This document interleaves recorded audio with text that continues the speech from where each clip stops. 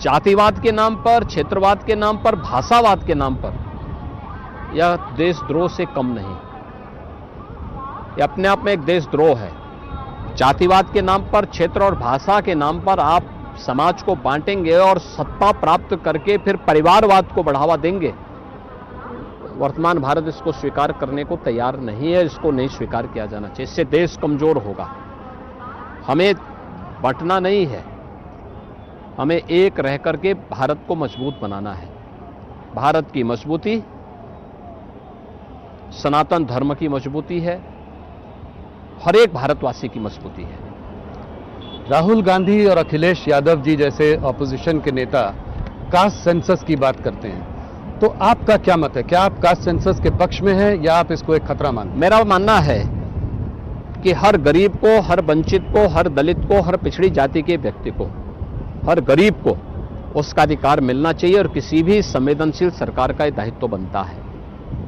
और ये देश का सौभाग्य है कि पिछले एक दशक के अंदर आजाद भारत में पहली बार हर दलित, हर वंचित, हर गरीब, हर पिछड़ी जाति के व्यक्ति को उसका अधिकार प्रधानमंत्री मोदी जी के नेतृत्व में मिला। 4 करोड़ गरीबों को एक एक आवास मिल जाना, 12 करोड़ गरीबों के घर में शौचालय बन जाना, 10 करोड़ गरीबों के घर में एलपीजी के कनेक्शन जल जाना, 4 करोड़ गरीबों के घर में बिजली के निःशुल्क कनेक्शन उपलब्ध हो जाना, 80 करोड़ लोगों को फ्री में राशन की सुविधा लगातार पिछले 5 वर्ष से प्राप्त हो रही है।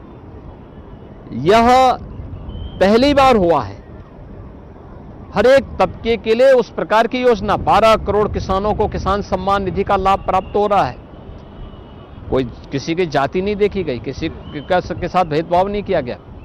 ये केवल जब मोदी जी के नेतृत्व में वेलफेयर की स्कीम सबका साथ और सबके विकास की भावना के साथ आगे बढ़ रही है, तब बांटने वाले लोग फिर जातीय आधार पर, क्षेत्र और भाषाई आधार पर बांटने की कोशिश चेष्टा कर रहे हैं। जातिवाद के नाम पर, क्षेत्रवाद के नाम पर, भाषावाद के नाम पर यह देशद्रोह से कम नहीं।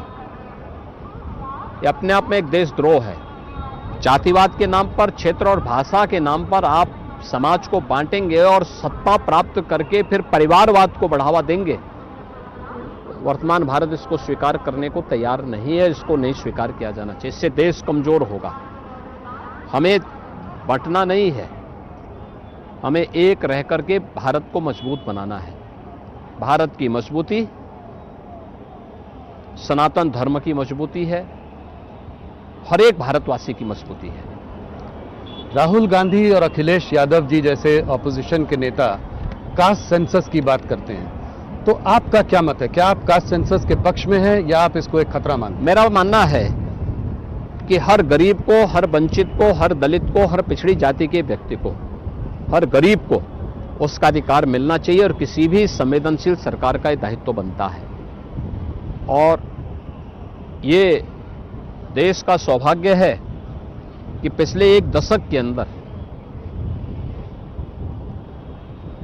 आजाद भारत में पहली बार हर दलित, हर वंचित, हर गरीब, हर पिछड़ी जाति के व्यक्ति को उसका अधिकार प्रधानमंत्री मोदी जी के नेतृत्व में मिला।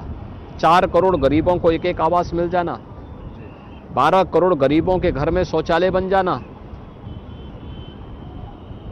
10 करोड़ गरीबों के घर में एलपीजी के कनेक्शन जल जाना, 4 करोड़ गरीबों के घर में बिजली के निःशुल्क कनेक्शन उपलब्ध हो जाना, 80 करोड़ लोगों को फ्री में राशन की सुविधा लगातार पिछले 5 वर्ष से प्राप्त हो रही है।